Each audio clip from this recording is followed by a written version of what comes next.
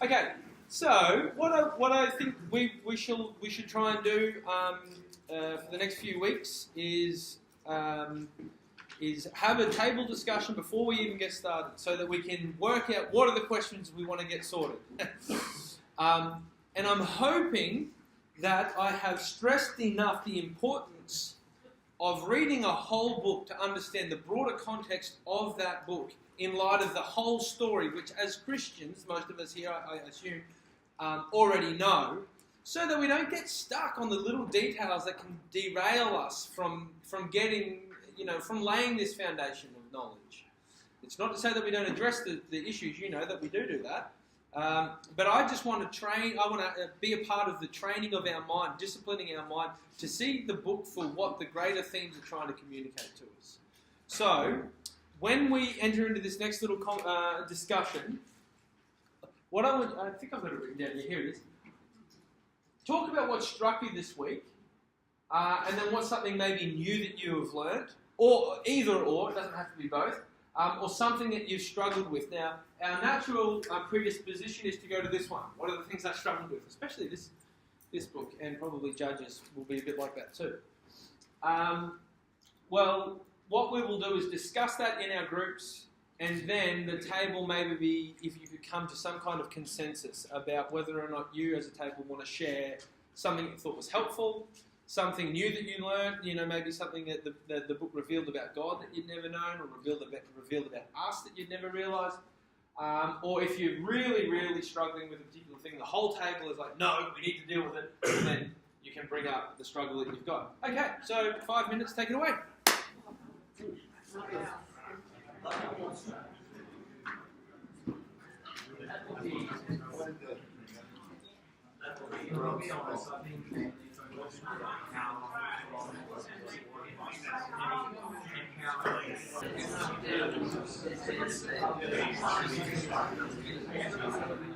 Okay, if you haven't been able to come up with a contribution, maybe butt in on whoever it is that's hogging the table and have a say.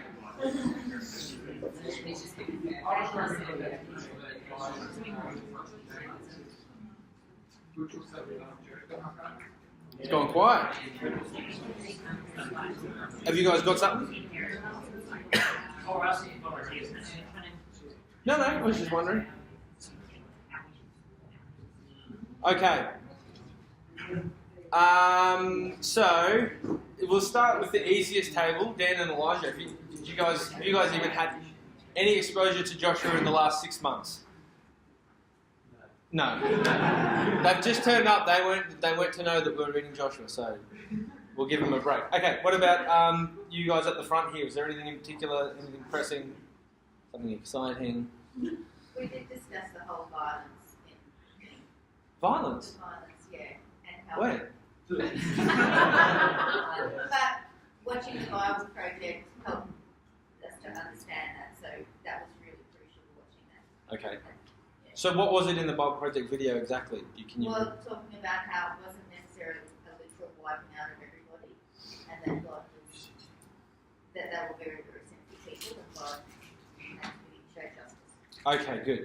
So some context helps us understand not only historical context, but grammatical context, like the idea of hyperbole is very important. Yep, okay, good. Up the back.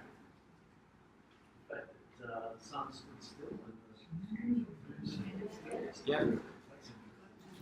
So is that a historical event?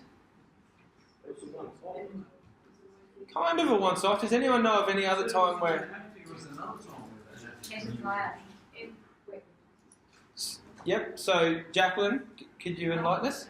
Hezekiah, the sun went down so many, the shadows went down the stairs or something. No, down 10 degrees or something, and so the shadow moved along the stairs so you can see. Yeah. So it seems that Hezekiah, I don't know, was it him in particular, or is it somebody that he was talking to? As a sign, he said, you can either have the Lord move the sun forward in the sky or back. And he said, it'd be easy for him to move it forwards. It goes that way anyway. Let's get the sun wound back 10 degrees. And so the shadows apparently crept back up the stairs as sort of evidence that God was messing with the sun. Or, well, as we would now understand the rotation of the Earth. So that's interesting, because it says that he would never, that it's a once-off event, doesn't it? Why does he say that? Yeah. He said it specifically did say that. Can you have a sniff and see if you can find those words, or maybe we're just dreaming it? Okay, let's move along to 10:14. Could you, sorry, Jacqueline, big voice so everyone can hear? It says there's never been a day like it before or since, a day when the Lord listened to a man. Surely the Lord was fighting for Israel. Okay, so, all right, this is context. Yes, context. It's not making a historical statement as much as it is a theological statement. It's talking about, whether or not the powers are human powers, or whether or not there's some divine battle going on. And it is a divine battle. So this is important. Last week, if you weren't here, we spent a fair bit of time talking about how when you read historical narrative in the scriptures, we're not meant to be focused so much on the historical or the layout, the linear turn of events, as much as we are focusing on what the story communicates about God.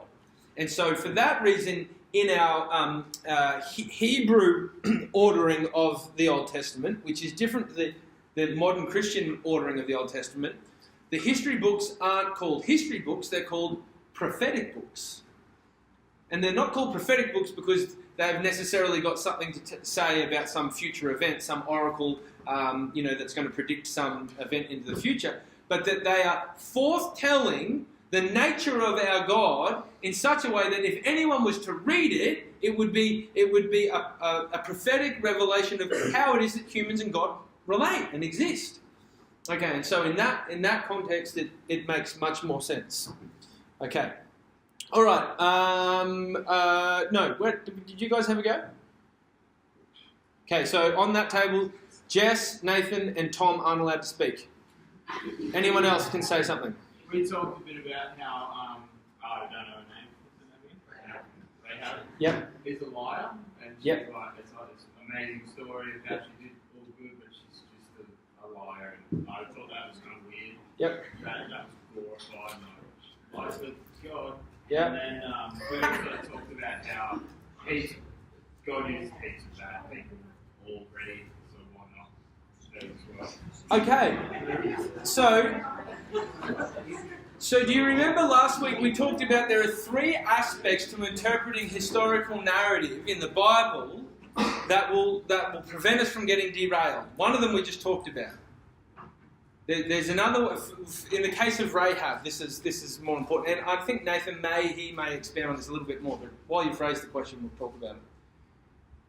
We need to understand that the narratives aren't revealing how it is that the moral behaviour of our ancestors, or the original readers' ancestors, and I guess by virtue of us now being a part of Israel, our ancestors too, how it is that their particular character reveals how it is that we should behave, or that even how their character reveals God, but the exact opposite. It's not their character in light of God, it's what God does with people in light of their character.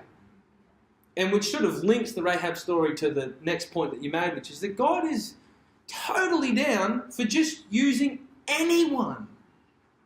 And this shouldn't surprise us, because who's the New Testament author that says without faith you can't please God? Or is it Jesus who says that? It's Paul in Hebrews, is it? And well, that would make sense, talking about Hebrews, referring back to, that's right, Abraham, who was just a clown, but he just believed.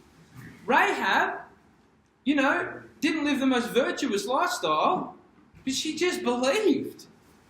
This should be encouraging for us, hey? Because we look at those stories, we get bogged down and go, how can God work with that one? It's like, well, turn the light on yourself for a moment, hey? Okay, moving along. Yes? Who we got? We also have violence, and that always everybody to be killed. Yep. Even the horses. Yeah.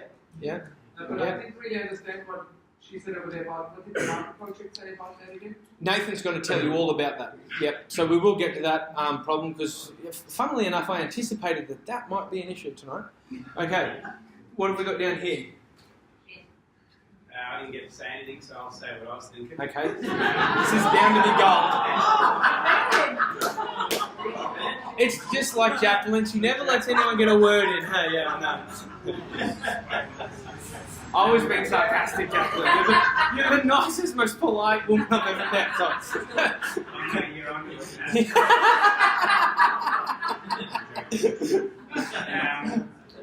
I was reading a bit of this tonight and thinking about the promise of Abraham being fulfilled, Yes.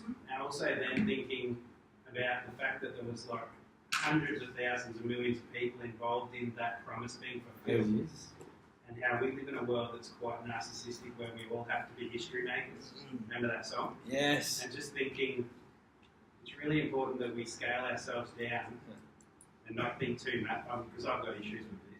Not think too much of ourselves, and actually just that we play a part. Yep. And if it's just being the best dad in the world, that's the best part you can play. If it's being someone who just shakes hands at the door at church, you don't have to be the pastor. You don't have to be Abraham. Yep. You don't have to be Joshua. Yep. Anyway, that was something that hit me tonight. That is epic, and there is a massive story in what's the book we're reading? Joshua. It's two stories, and one of them is basically, I think that is the foundational message it's trying to communicate. But we're not going to see it because we're going to have clouded judgment because of our modern sensibilities. So, but we will get to it. Beautiful stuff. Okay, ladies and Tim. Anyone? I walked out. Yeah. They won't let you talk either, That's were right. they? Yeah. But I think while it's out, someone probably brought up the song Standing Still. Yes, that actually did come up. Yeah, well, Yep. to be expected. We also talked about violence, but another one that I found interesting was the Levitic, like the inheritance, no inheritance being given to the Levites, Yes. and how each tribe was expected to essentially support the Levites. And I find that interesting in a modern sense of how like we should be supporting our pastors, because essentially they're the And Bible study leader. Can we get in on that as soon? Okay, so now that's an interesting. That is a very yeah. This is awkward always whenever there's a pastor around. So I'm just going to leave it, especially because it's just going to make her awkward. Okay. All right, you guys here? You got anything for us? Or did you guys? Or did Fee already go? Okay, we'll give Dave a go. He had a table by himself for a little while with all his mates. I thought it was good that at the end that there was actually a long period of time when they were at peace. Like you read the Bible, my concept is they're always just warring and battling and trying to get land back. But there was Joshua in his old age, but for a long period of time they lived in war ended, said, the war ceased or they lived in peace. I reckon that would have been an epic time. So it's are you going to give some cathedral theology, Scotty? No. You're just with Dave. You're just amening with Dave. Okay. Yeah. Okay, that's a fulfilled promise. And so much of the Pentateuch we've gone like, oh, is this it? Is this it? Is this it? No. Is this it? No. Is it? Oh, yes. They get a bit of peace. They get kind of the promise. What's really disappointing is that they find a way to ruin it pretty smartly. Okay, good. All right. Well, safe to say we're probably going to cover most of that. What I'll do is very briefly is just touch on a couple of things alluding to the context, which will help when Nathan comes up and presents the content of the book, and then we'll address some issues together as we go. Okay, so the author traditionally understood, again, as Joshua. The vast majority of the book appears to be written by an eyewitness. If it wasn't penned by Joshua, because obviously he speaks, if he did, he was speaking of himself in the third person, which is a bit weird to do. And also there is an account of his death, which would suggest that if he had anything to do with the authorship, that would have been edited in later. And we talked at nauseum in the first 3 weeks about how editors don't cause us a problem. That is not a big deal. That in fact, editors are a part of the divine process, which is developed the Bible into the form that we've got it today. The original audience, again, I think it may even say that it's the descendants of the descendants of those who came out of Egypt. And so, again, when we read this, we need to be making sure that we've got those context glasses on. All right, this particular group of people were operating under a system of relationship or covenant relationship with God, which is different to the way that we relate to Him now. And it's important to understand that. It doesn't make God different. It just means that at different periods of time, He is related with His people through covenant relationships in different ways. There were periods there where He just said, look, I'm just going to bless you and look after you. And so for the likes of Abraham, he'd go and offer his wife to a near king, and he'd still walk away abundantly blessed. Okay? We could not presume today that that would be the case. If I rolled over to, I don't know, New Zealand and offered Beck to, I don't know, you know what I'm saying. It would be stupid for me to try and draw some kind of line between that story of Abraham in Genesis to today. Because it's a different way that God's relating with people. I have the Holy Spirit living in me. And so I have this conduit to God to be able to know what is right and what is wrong. Okay, but we all know that. Now, again, going to the timeline, which may or may not be helpful for people, which appears in your learning guide from time to time, this is all taking place, again, under the Confederation of Israel. And what I mean by that is that while Israel is not yet a unified nation, they don't have a king, they don't have a monarch, there's nothing that unifies anyone other than the fact that they are all descendants of Israel. They are all, at this point in time, sort of being led by God. In the desert, it was led by the pillar of smoke or the pillar of fire and the prophet Moses. Now, they're in the promised land, the pillar ceases to exist, and Moses dies, and so a new prophet is raised up. Now, interestingly, this prophet's name is Jesus. You know that? Okay. So, the Hebrew pronunciation of Joshua is Yeshua. And Yeshua, when translated out of when it's transliterated out of Hebrew into Greek, it is Jesus. I'm cheating a little bit there.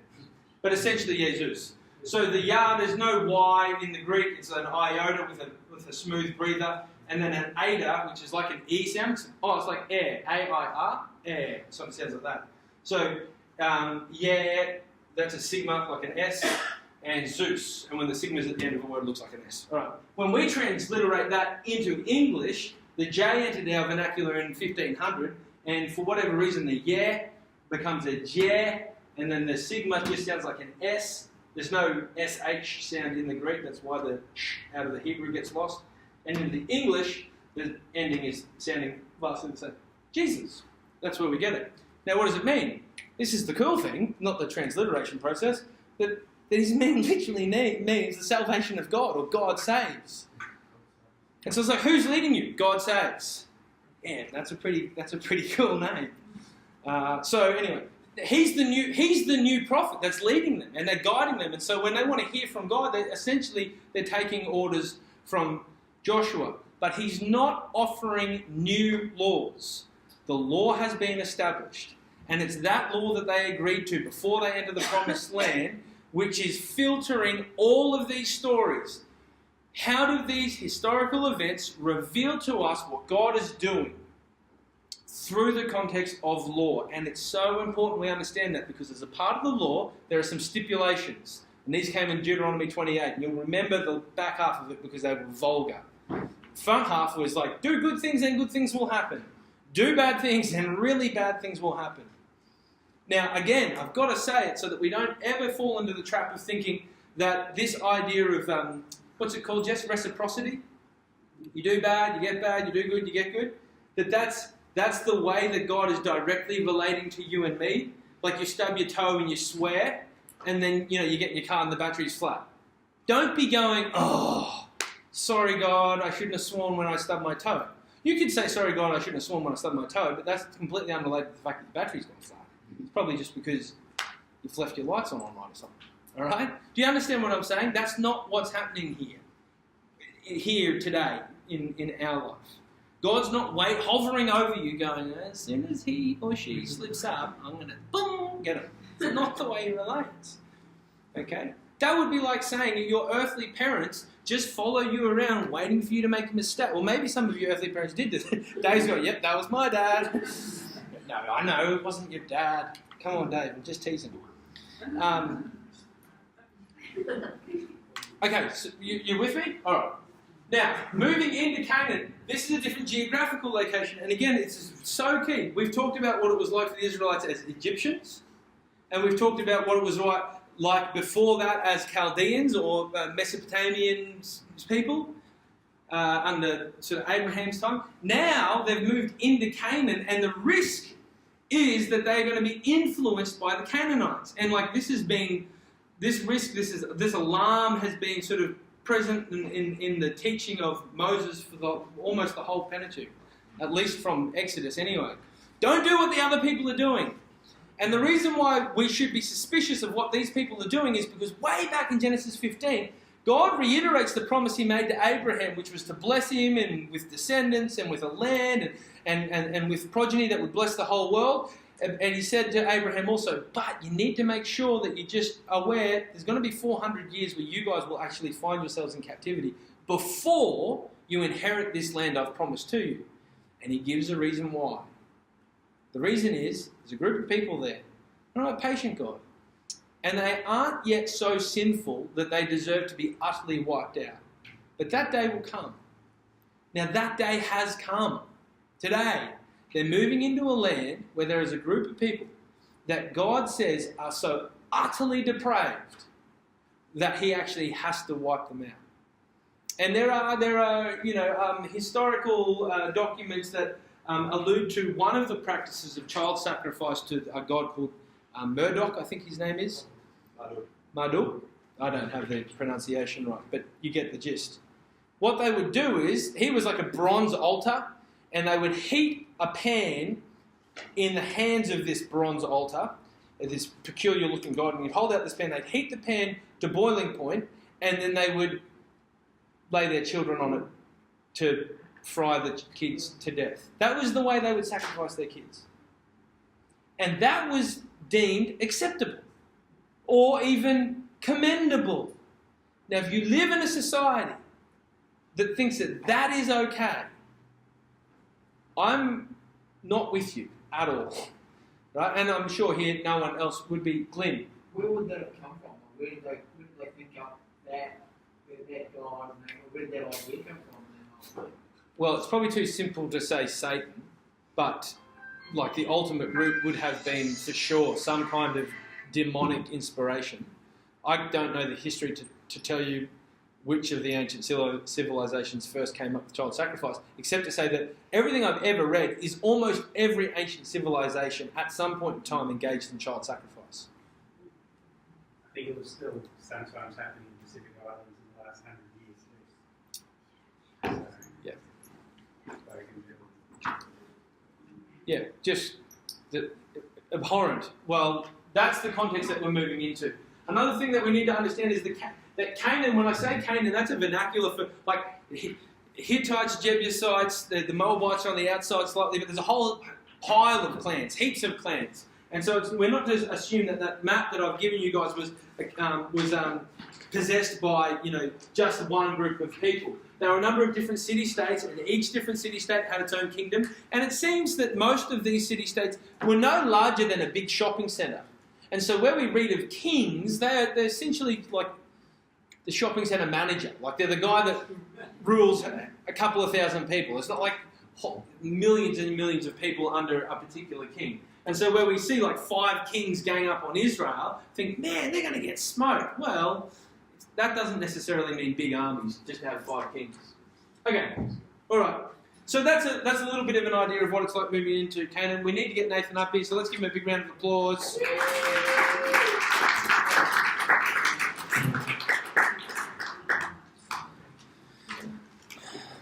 Good? Oh, no pressure.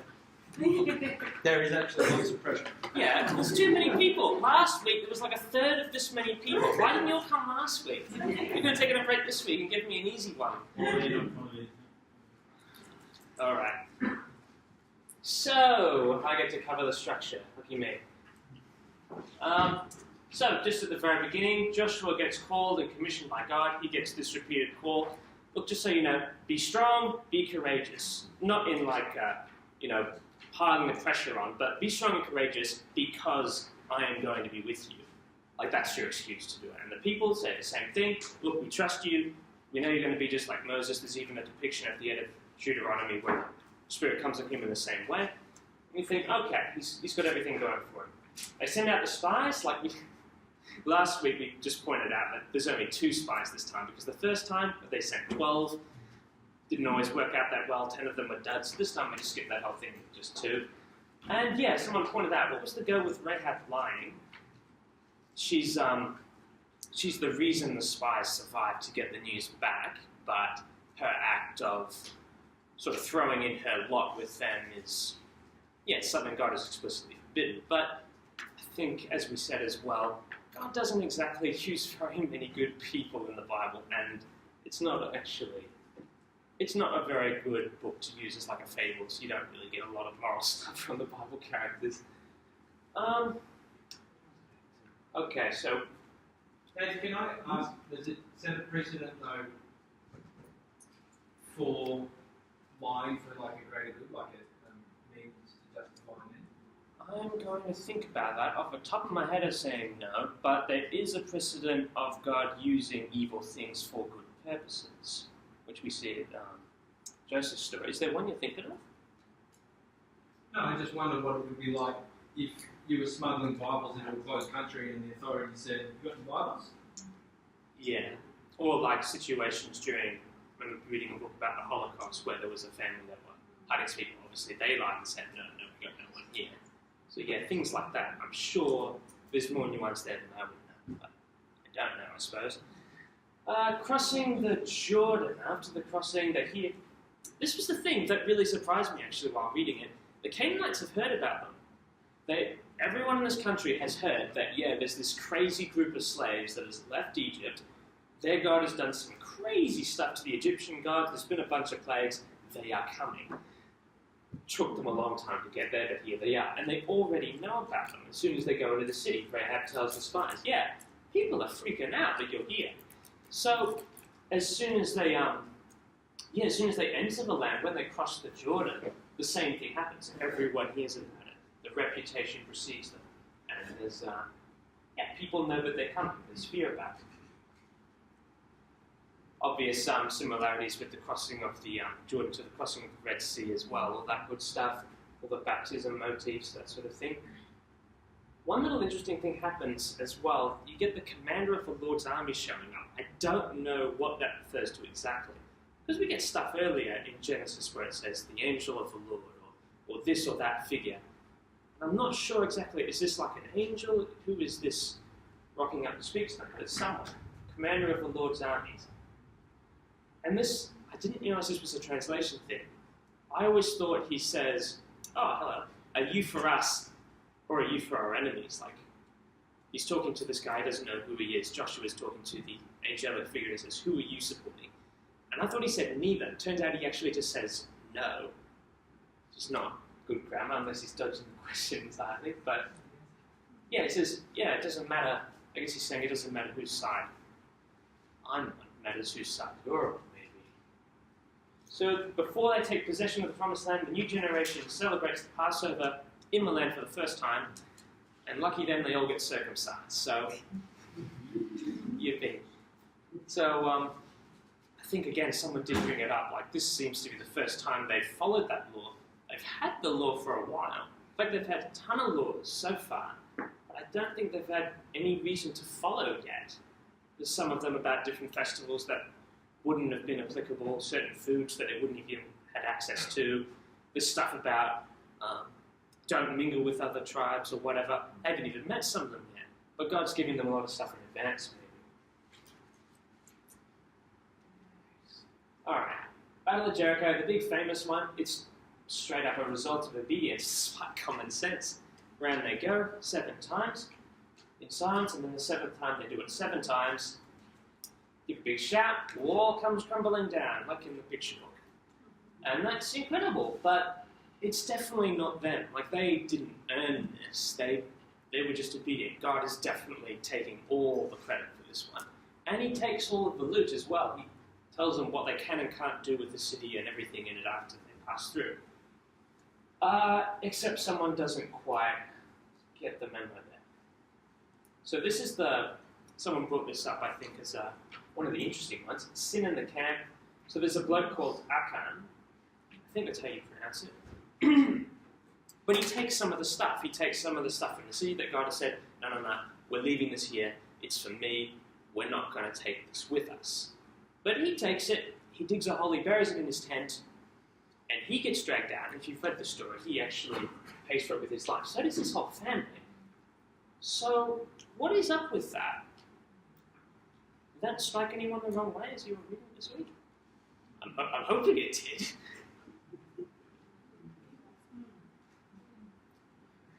Why would that have been a thing? Why would that have been the cost he would have had to pay for that? Because they lost that one of the enemies. Yeah.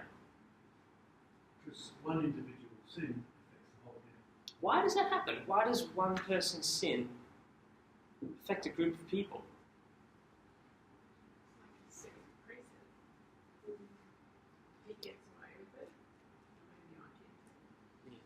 Maybe it's a precedent. If one pastor sins, it affects the whole church. Yeah, we've seen that happen, actually, haven't He was an example.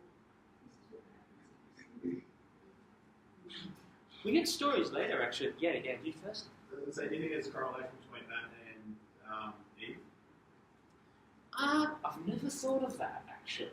But that's interesting you bring that up. But there does seem to be a bit of a theme, doesn't there? That one person can... What they do affects not only them, but people that are under them, whether that's under their authority or under their family. Or, I mean, later on, I think it's not until 2 Samuel, we get a story about King David.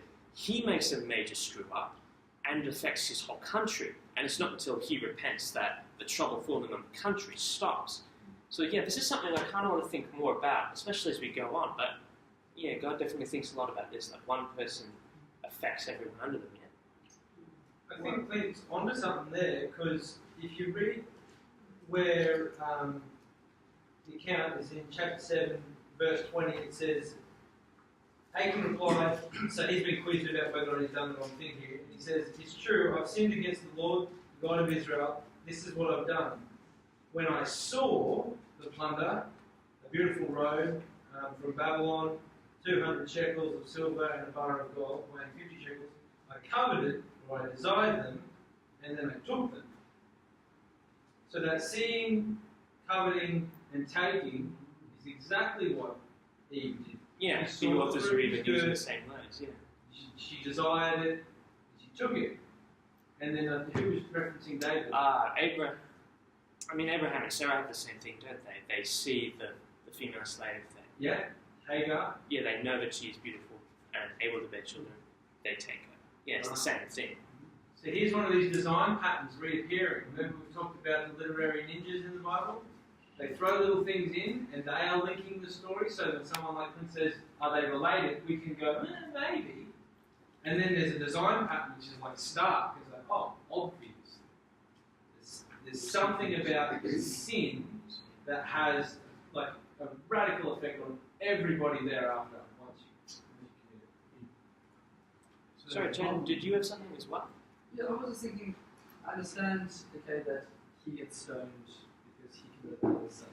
The wife is his wife and his kids. Do you think maybe because they knew they took stuff? Or They're living in tents, aren't they? Yeah, So there's not exactly, you can't exactly take it off to a side room. It's going to be in the So, center.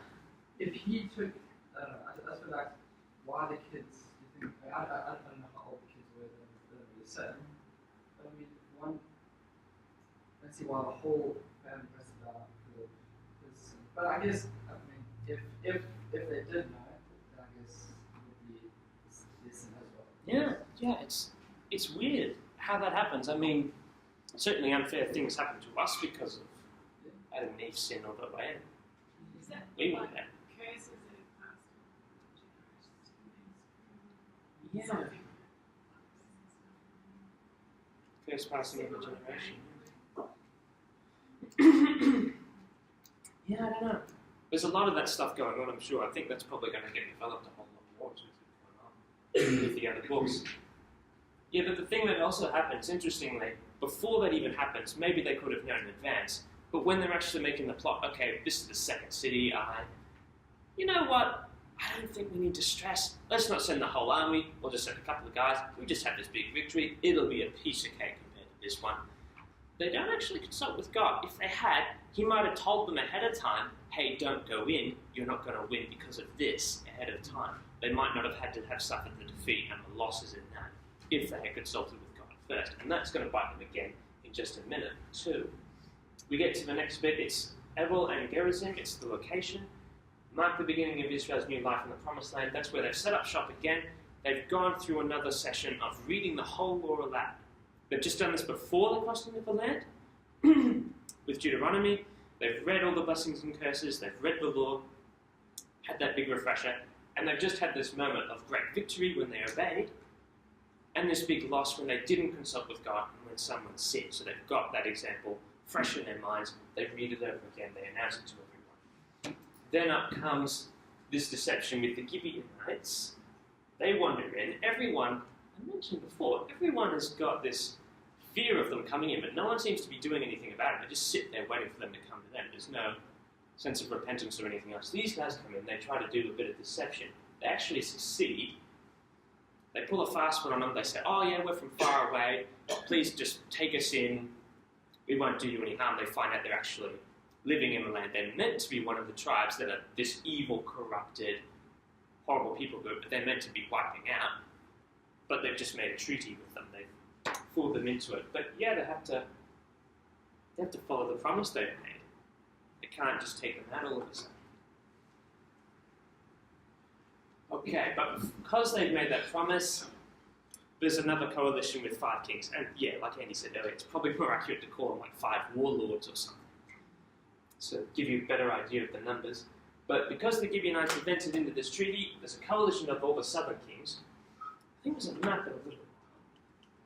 You might have a map in some of your learning guides as well, but this is where they've come in. They started on this side. I think it's in Numbers. They've taken these 3 colours here, the Reuben, Gad, and half the tribe of Manasseh have taken that bit of land, and right down this middle here, that's the Jordan. So all the fighting men from these groups that have already got their land said, look, it's all good, we'll go with all the rest of the tribes, we'll go in together through this choke point here. This is where Jericho is, and then we'll go south, and then we'll go north. So they've made the alliance, they've stuffed up there, but then a bunch of southern kings all make the alliance and say, okay, we're gonna get back at the Gibeonites, so the Israelites go to defend them. Okay, so they march in. This time, they do it right, they consult with God, they say, what's the plan? How are we meant to do this? What's the way you want us to obey? He tells them how many people to go, he tells them what to do, and they follow it, and then lo and behold, there's a miraculous intervention of God. And yeah, resounding defeat. What was the go with the sun standing still? Because that's a pretty bizarre thing to happen. And I think someone read that earlier. Like, there's been nothing like that before. All that did was large hailstones as well. Yeah, there was hailstones as well. Was it so that they could defeat them in battle, so that they could finish them off through the day, rather than like have to stop fighting with them and let them go, get away, so they extended the day? Yeah, but that's such a big deal. Like, if you think about what that would involve with God, did God literally stop the earth from spinning? No, I thought the sun was moving. It's even bigger. That's an even bigger. What sort of modelling? Yeah, I don't know. If God's capable of creating it, or I suppose He can do all kinds of stuff with it. But yeah, that's still an incredible thing to read. And yeah, if it dazzles you and you think, I don't know how God could do that. Yeah, someone brought it up. I think it was Mum earlier with the other light show with Hezekiah, where the sun moved backwards up the steps. So God does this sort of thing before. It's definitely. Intervention of God. Like Yeah. Steve Hardy on the Jordan River, standing in the heat. I believe it's just, God is over nature. Same way Jesus calmed the storm, he just spoke a word of the storm, just Start taking miracles out and you just end up with a story. Yeah, there you go. Supernatural. But it's a different miracle because if you know that Bruce Almighty movie where he makes the sun and the moon come really close, and then there's tidal waves and tsunamis and stuff everywhere else. Like if you You'd stop think there'd the be sun, side effects, eh? it's going to have a geographical effect on other places in the world. Maybe God just stopped everything. Frozen the sun. So when we get stuck on one of these questions in the past, last 5 books, what are we not meant to do? Teach the faith. Put it scientific explanation. Absolutely, yes. We've got all the truckloads of scientific understanding that the ancients don't, and so whether or not we're coming up with a good explanation or not, that's besides the point. It's obviously not a story trying to communicate anything about the geocentric force of the Earth or anything else like that. But when God has tampered with creation in the past, there has been a very specific reason. Okay, Rob sort of highlighted the major one. I'm in control of it all. So the story is trying to communicate that. But what else might it be trying to communicate?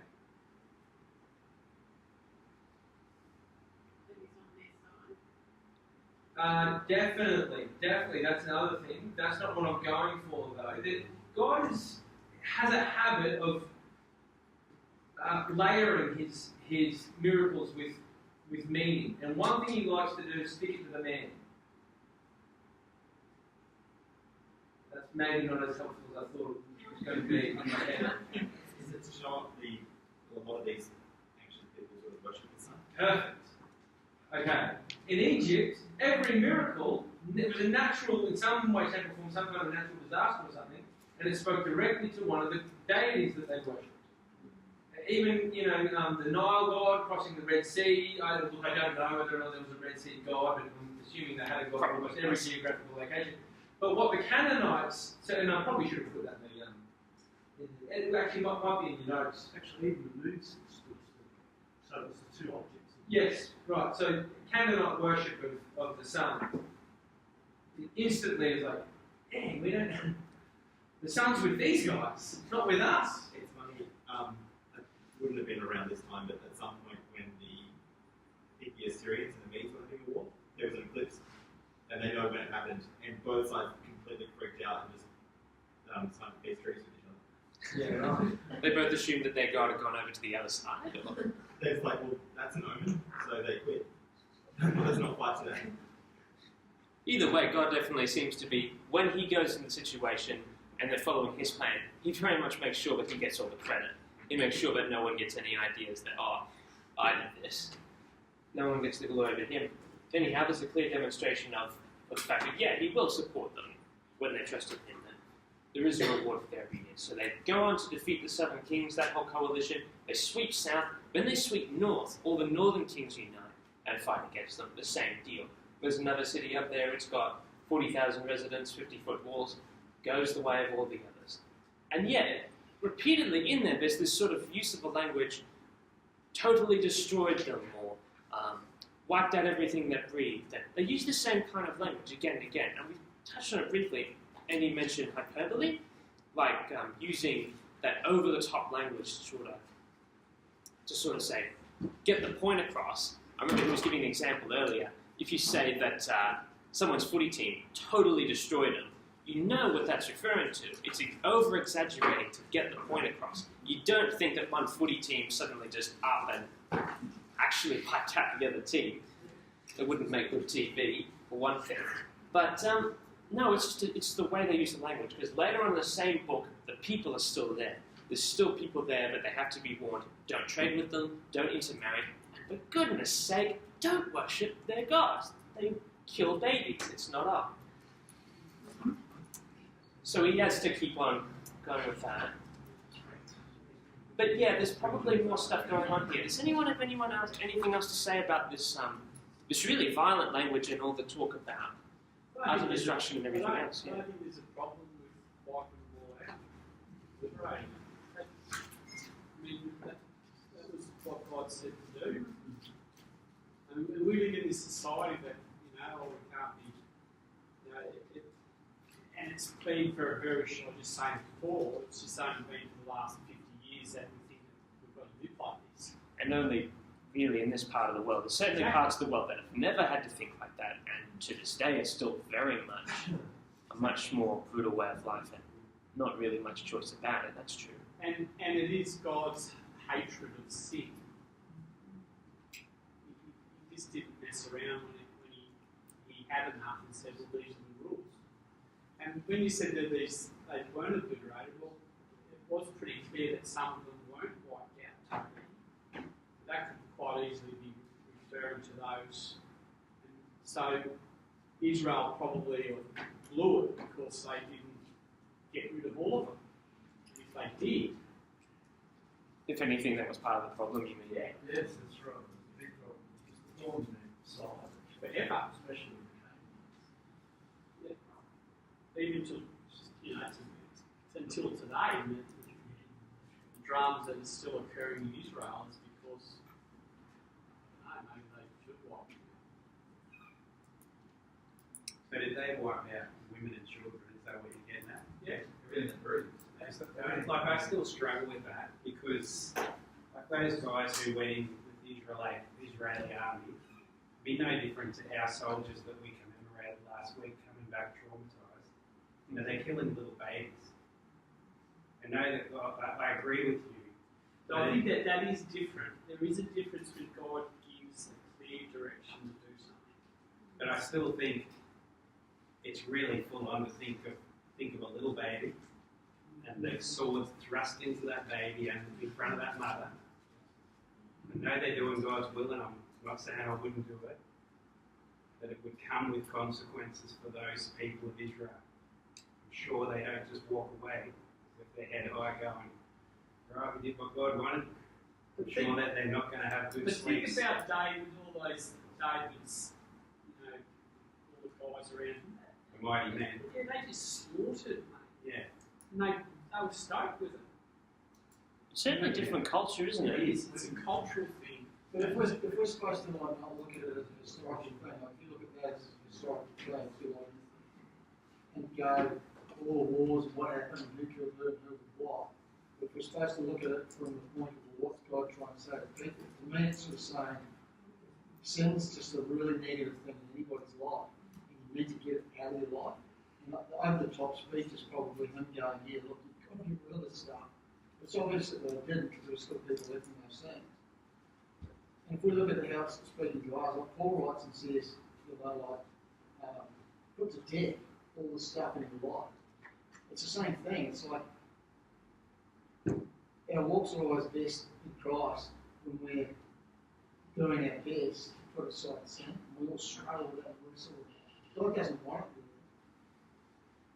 But, and it's something we've got to me that's what it's sort of saying. It's not so much whether he stabbed a baby or whatever, I just don't think God's into that because we know the nature of God through what we're reading and we know ourselves with Christ.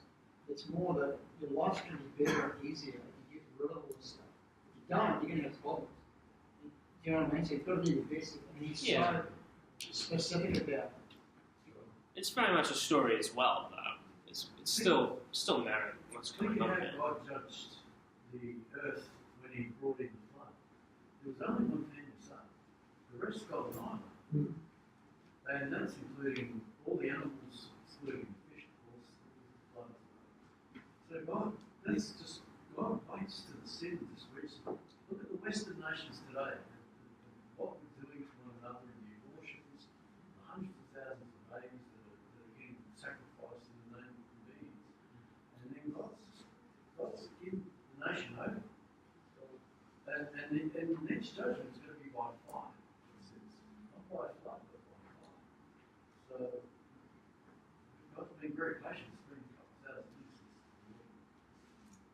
since the light end of the fire. I think that's definitely something to remember. God certainly is patient. We just talked about how He gave a very specific time period. Look, there's going to be hundreds of years in which there is going to be time for them to move away from this or else fall into it even deeper. I wonder if there's remember the thing in Egypt with Pharaoh and how there was all these times where it's written, he hardened his heart, and he hardened his heart, as he has all these opportunities to pull out or to change his ways, and then after a certain point it says, God hardened his heart. And there's this, if not a point of no return, then certainly a point where God's not going to give him any more chances to jump out completely consequence-free. So yeah, there's definitely a lot to, I don't know. It's something I certainly can't really understand fully, definitely because of the times we live in, because of the culture I come from, where that is a very alien thought to me. Say that in Joshua 11:20, for it is the Lord's hardened hearts that should not come against Israel in battle, that he might not be destroyed and receive no mercy that he might destroy them, as the Lord commanded. So it was the same hardening with those people groups as well. Alright, we'll just quickly move along to the next one, but yeah, definitely a lot to take in. This was just a little thing from the Bible Project video where they did pause a moment and say, yeah, let's address this. Did God initiate a genocide? Looking at this, and a lot of what we just said, like the thing about the hyperbole, the corruption of the people, all the other stuff we've talked about. And then at the end also, this is a very unique moment in history. It was very specific and to a specific place and time. This is certainly not something that God's people were called upon to repeat to just anyone that came across. They were meant to be a blessing to the nations and, prophetic, to be sharing what God was like. So that wouldn't have been part of their ministry going forward. But if we have anything else on that, I think Andy probably will find time to wrap up on that as we go forward. But I'll probably just keep moving along just so we can smash out the rest of it first. I'll just add in before I forget, tomorrow when I email everyone, I'll email a Word document and a video links directly addressing this particular issue. So if I don't have your email or you're not receiving emails, make sure tonight before you go I get your email so you can get those links, because I think that'll be quite helpful. Yeah, we wouldn't want to make it sound like we're sweeping stuff like this under the rug. Absolutely, if you have questions throughout the week, just text Andy. He probably gets tons already, but yeah, just lay it on him. Just anything throughout the week, don't forget it, don't sweep it under the rug. God will definitely help you address it. So the Romanian challenge, there's still various groups around the regions, and the challenge would be to complete the task, but it doesn't happen. Judah cannot dislodge the Jebusites from Jerusalem, Ephraim cannot dislodge the Canaanites, and so on and so forth. The work is not done. They don't completely get rid of everyone, even regardless of the language and the hyperbole. It's very explicitly said that, there's lots of people still in here. There's more division now. The land is split up. It is allocated to different people by lot or gambling, who gets what. There's also cities allocated for the Levites. They don't have a tribe. They're meant to be priests. They can't have an inheritance. They can't have land of their own. But you do have to have farms to feed their families and all the rest of it. So they get cities from out of the other tribes area allocated to them and so on. And then you get this promise at the end. You get this summary. So the Lord gave Israel all the land he had sworn to give their forefathers, and they took possession of it and settled there. The Lord gave them rest on every side. There's that peace that they wanted, just as he had sworn to their forefathers. Not one of their enemies withstood them. The Lord handed all their enemies over to them. Not one of all the Lord's good promises to the house of Israel failed. Everyone was fulfilled.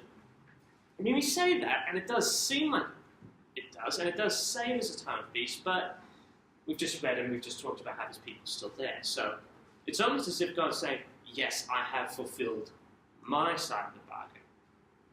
And it's almost, I wonder if there's that subtext there that maybe part of it is that they haven't fulfilled their half of the bargain. And any trouble that comes out of it is not going to be God's responsibility or his fault that this has happened. So the eastern tribes returned home. This was fascinating. I did not know this story was in here the first time I read it. I really enjoyed this one. So the half tribes, I mentioned it before. The half tribe of Manasseh, you see there's two big green ones. Half of Manasseh, enormous population, that one. Gad and Reuben, they go back across this purple line here in the center. They go back to the territory they've already won and inherited, with the farms and the kids and everyone else are already over there. They finish the conquering, they go home. Before they do, they set up an altar on their half of the river. Everyone else sees them set up the altar and say, what are you doing? Are you making another pagan temple altar thing? We've just had this huge war cleansing that kind of crap out of our system. we don't want any other foreign gods. You betraying us so quickly. They almost start a civil war. They muster up an army against them. They send a delegation back out and say, hold your horses, look, that's not what we're doing.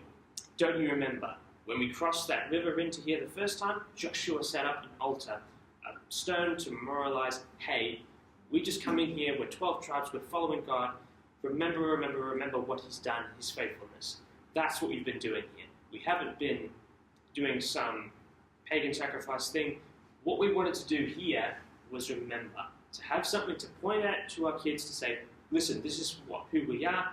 We may feel like we're separate from the rest of you by geographical location, by the separation of the river, but we're still under that same promise of God. This is why we've done it. And so they say, okay, cool, misunderstanding cleared up.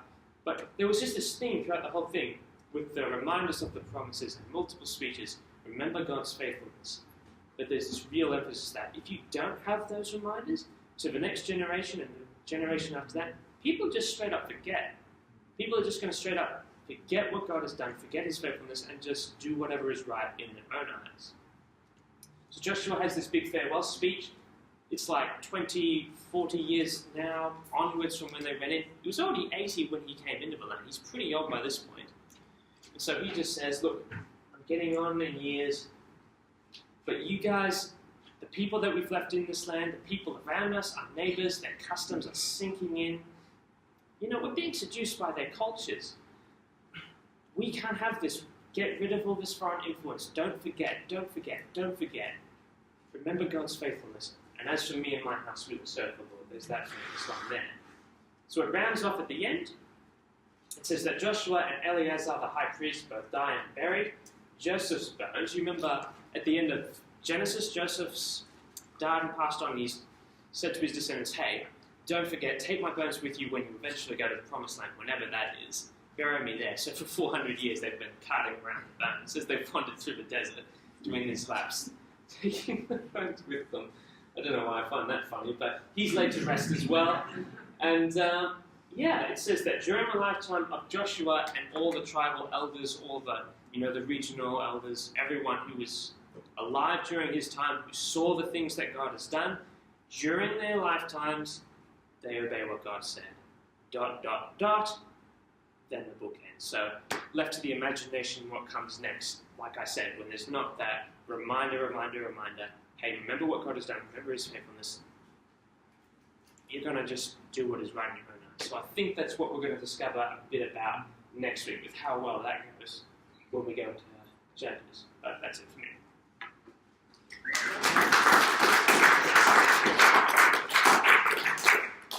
So last year when Nathan was he did a couple of classes with us, he just had to get up and do some talking and adjust the PowerPoints. This time he actually wrote your learning guide for Joshua.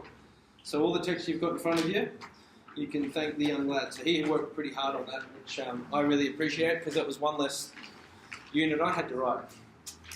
Okay, now, let's move along to some of these theological themes. Again, I can't reiterate enough. As we look through this book and we consider all of the challenging questions that we've come across, we do so looking through the glasses of a law-covenant relationship. And so when it comes to the issue of sin, like I love the, not conflict, but the conflict in the conversation between you two there, because that's where the rubber hits the road. And what the church, I don't think, has done well is seeing that conflict and going, okay, let's live with the tension. It has to be one or the other. And when we do things like that, what we do is one, we're making something of the scriptures that it's not trying to do itself, but we either run into denying aspects of the Bible, so we just put our head in the sand, and so then the world comes in, and they have the same fundamental approach to reading scripture. And so they go, oh, look at that. That doesn't make any sense. God mustn't exist. Or if he does, he is a maniac. Okay? So if we as Christians read it and go, well, this is too much for me to handle, I'm just going to bury my head in the sand, you're making the same mistake that the atheist who wants to unhinge the authority of the Bible does. But to live with the tension is to kind of embrace our Hebrew heritage. There is certain tensions that they're happy to live with that we as Greek thinkers aren't happy to live with, because we like to get everything in their categories. So what does this mean exactly?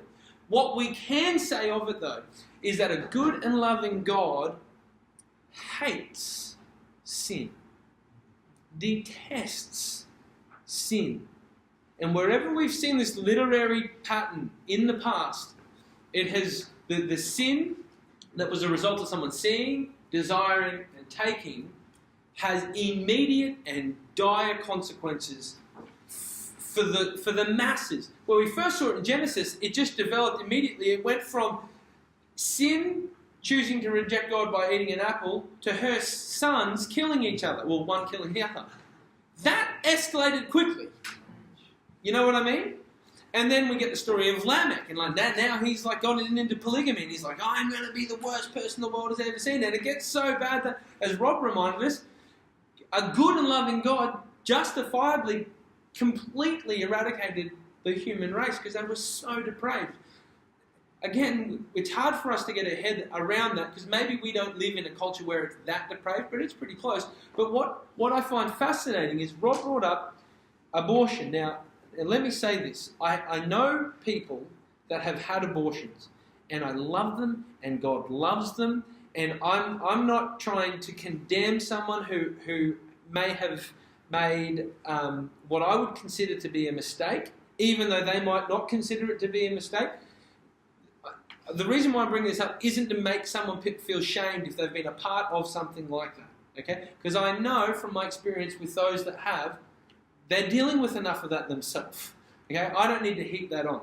But what I do find fascinating is that, what's the statistic now? It's in the hundreds of thousands of children a year in America. Now, we can just extrapolate that across the whole world, and we're going to be getting into the millions of children a year that are aborted. And even though I think it is wrong, I think it's deplorable. If I thought that there were people going around to say orphanages or primary schools or kindies and slaughtering hundreds of thousands of children a year, I would be moved to action. I would do something about it. Like I would have to do something about it. Yet for some reason I don't know. I'm not a voice against abortion unless I'm like engaging in conversation. I don't know what that is. Is it that I'm desensitized to it because it is in our culture mostly normal? And for a long time, mostly normal. My mum tells the story that when she was pregnant with Bill, my fourth brother, the doctor, the first question he asked her when he gave her the test results back that she was pregnant was would you like an abortion? Now that's going back 35 years. That's crazy. Mum tells that story and tears fill her eyes every time. Okay, look, what's the point of the story?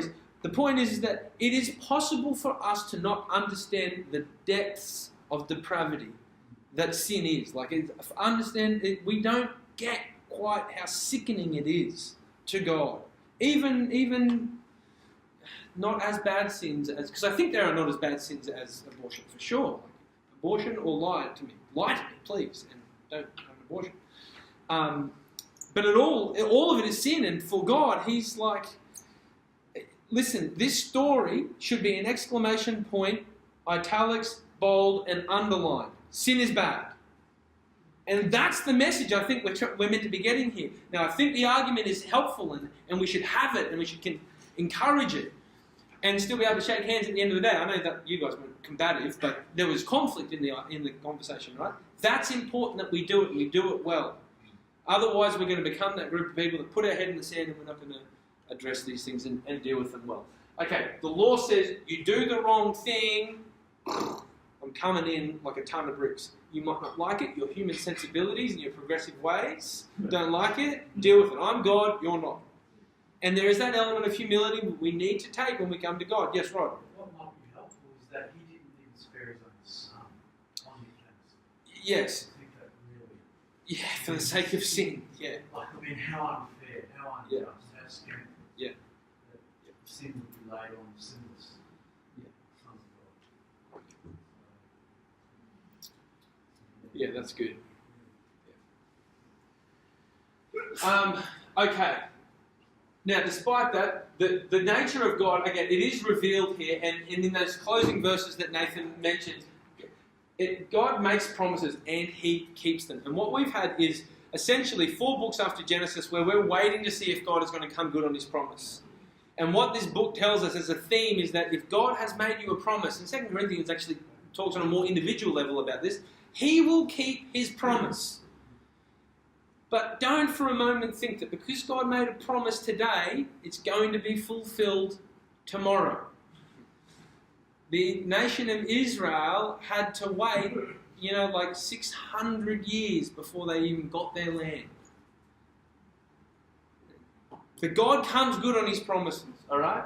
Now, He fights on behalf of Israel, and that statement is made clear. There's some scripture references there that explicitly say that God is using Israel, and understanding this is key to understanding how it is that God could instruct His people to be His chastening rod, to kill and destroy every breathing thing. In the video link that I send you, John Piper is going to do, I think, a pretty good job of helping us understand that this unique moment in history where God uses His people as a chastening rod is unique. And anyway, but you'll watch that if you click on the link when I email you. Okay, Painey mentioned it before as well, that one of the promises was that the people would have peace and they would have rest. Finally, they would have rest. And it's partially fulfilled in the Sabbath. God saves Israel and says, you were enslaved people in Egypt. And I rescued you from that enslavement. And so here's 10 things. Remember? That's the first thing He says. Now I've got some rules for it. I am the Lord your God who rescued you out of the bonds of Egypt. You were enslaved and I rescued you. I'm a saving God. That's my deal. I'm a rescuing God. Now, one of the rules, you got to rest. And He was so serious about that rule that if it was broken, it was punishable by death. And for me, that's a good rule. Like, you have to rest. Okay? Well, this is finding its fulfillment here, that they actually get some rest. And when we get into the Judges, we're going to see how that works a little bit more. The idea will be developed. Covenant relationship, I sort of led with that. The sovereignty of God is another thing that sort of worked out the initial monologue that I gave. That there is an element of humility that we need to accept as the created beings in the relationship. We are not the creator. And I mentioned that when, I think it might have been in Deuteronomy, when we read something, command by God, and we don't like it, so we don't obey it until we've got a good reason to obey it, we're not obeying it at all. It's like the father-son relationship where, Ben says to his lad, listen, I want you to clean up your room. And the lad says, well, it's my room, and it's pretty clean as far as I can tell. Give me a good reason. And Ben says, I'll give you the reason. I'm your dad, and I said so. Now go clean up your room. If at that point his son goes and cleans up his room, he's an obedient son. Now, he might not know that his father knows that Lego in the middle of the night when he gets out of bed, because he always does in the middle of the night to go and do a wee, when he stands on it, he's going to yell, so loud that the neighbours wake up, which means his sisters are going to wake up, and we don't need that tonight. He doesn't need to know any of that. He just needs to know that his dad's going to clean up his room. And so that's a mark of obedience. But if it was only that Ben's son would clean up his room, if Ben gave a detailed description as to why the Lego had to get cleaned up, that wouldn't be obedience. That would be him going, oh, that's a good idea, I'm going to do it. You can see the difference there? And so for us to obey God, there at times needs to be an element of, well, I don't really know why here, but I'm going to trust you, God. You're right every other day of the week. Okay. Now finally, in the sin of the camp, this is the mediating story in between the two big things that I wanted to mention right at the top. I said there are two narratives in the book that I think present for us the overarching theme here. The first story is that Israel walks in through the promised land under the instruction of God, and then walks into Jericho under the instruction of God, and then they are blessed with Jericho under the instruction of God. Then someone goes, this is too good. And God's not going to be able to wear that purple coat. So I'm going to take that and the gold that's with it, I'll bury that in my tent, and And then we have another narrative. Joshua says, hey, let's go get Ai. And they'll go, too easy. We'll do this with our hands tied behind our back. And what happens? They go up and they get defeated. Now, what's the difference between the two stories? Why did one end with like a walk-through victory and the one end with defeat and death? No instruction. Okay. Yeah, well, right, okay, so sin is in the middle of it. So there's, you're both right, absolutely. One is the outworking of the law, which incorporates the blessings and the curses. You do what I tell you to do, you'll be blessed. And that's exactly what happens in Jericho. But if you go and do things on your own terms, you disobey me, you work independently of me, which is like a good definition of sin, you're just independent, operating independent from God, then you'll be cursed. And they were lucky to get away with, I think it says 38 men were killed, or 36 men were killed. Regardless, it was enough death for them to go, we're out of here, we're done. Alright? The story for us here is illuminated by the context offered in Deuteronomy. This is a prophetic book. Israel, listen up. If you do the right thing, you'll be blessed. If you do the wrong thing, you'll be cursed. Now, Moses said it, and Joshua says it as well, and I think the introduction to Judges will have words to this effect. Why? Why don't you want to be blessed? Choose life. Choose life. There is a way to do this, and all the promises are coming at you thick and fast. This promise, it gets developed time and again throughout the whole Old Testament, to the point where the very last book in Malachi, you've even got the priests now. The priests don't want to do what God has asked of them.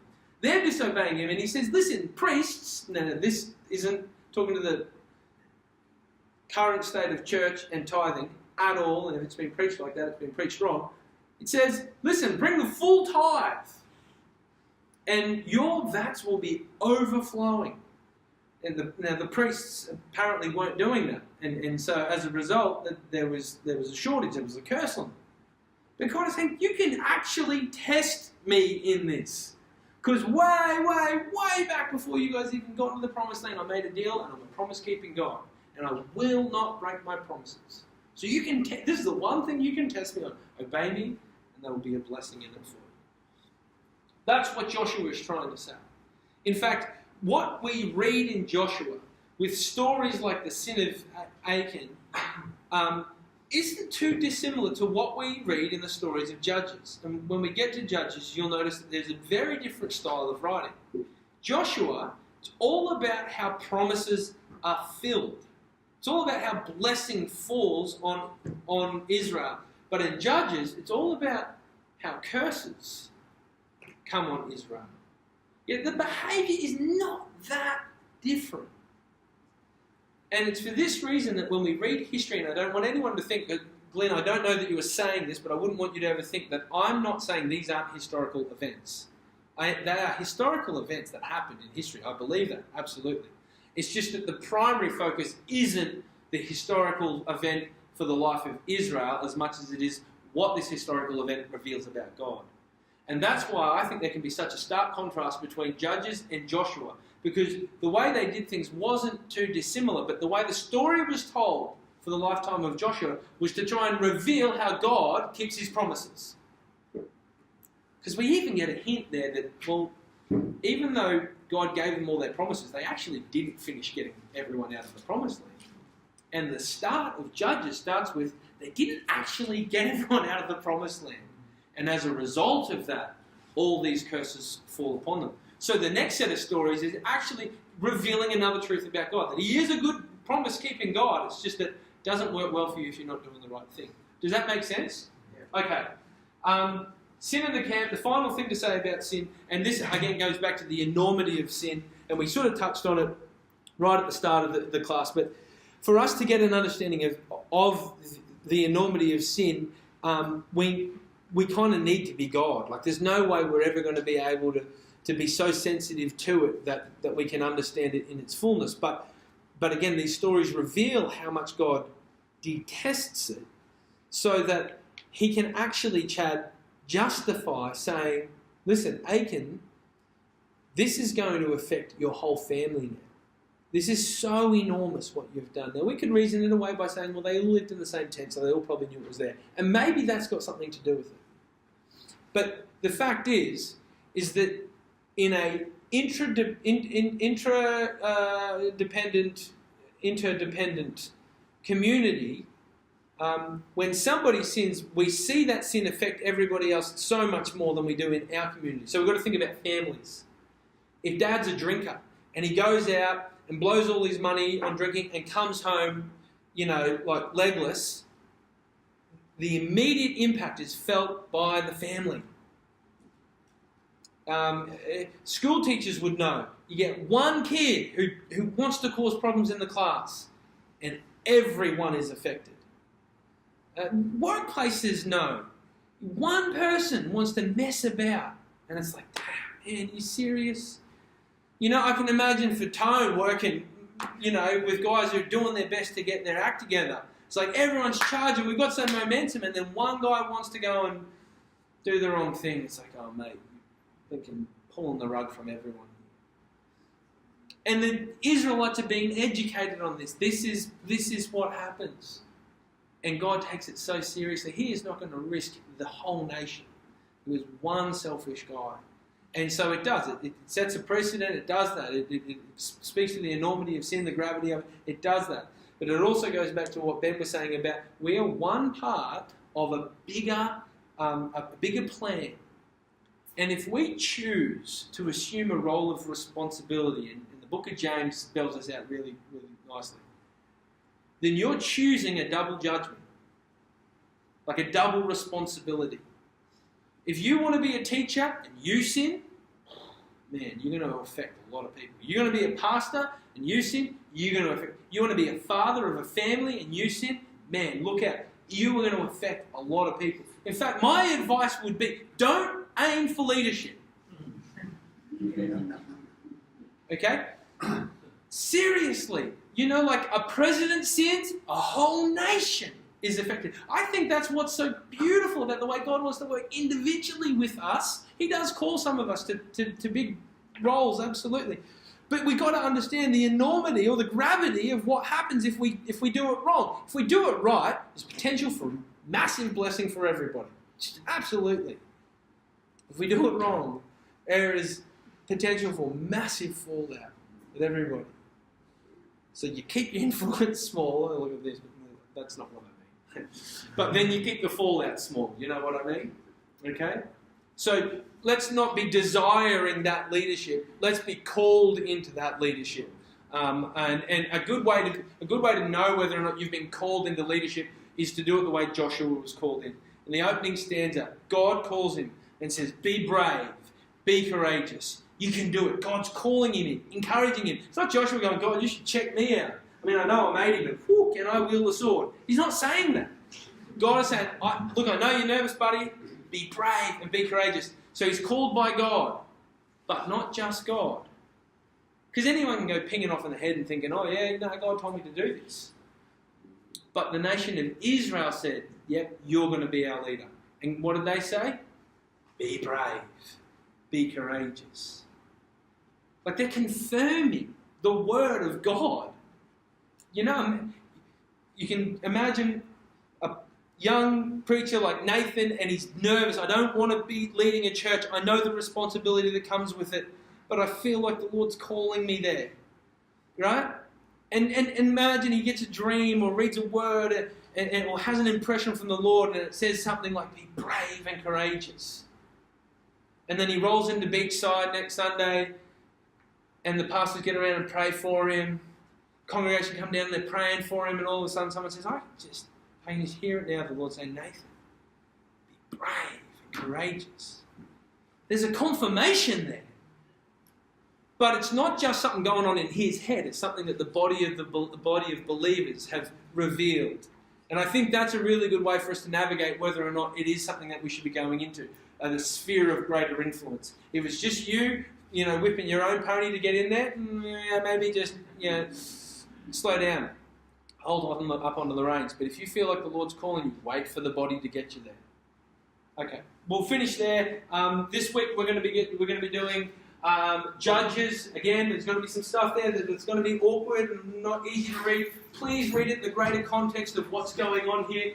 Our chapter in the textbook will be helpful, but I'm also going to send you a Word document written by Dan Patterson, which some of you may have read, and also a link from Desiring God, John Piper's website, which addresses specifically what people would argue is God's justification for ethnic cleansing in Canaan, which I don't believe it is. Okay, I'm going to pray and then you can go. Father, I thank you again that we've been able to spend so much time discussing your word, but Lord, where there are things that we don't have the answers to and we don't like what is penned, would you give us grace to be able to disagree with people, grace to be able to listen to other opinions, but most of all, Lord, the discipline to be able to come before you and say, you're our Father, and we don't have to know everything, but we will obey you. That we would even today, not operating under the law but under grace, be even more encouraged to not sin but choose life. Amen.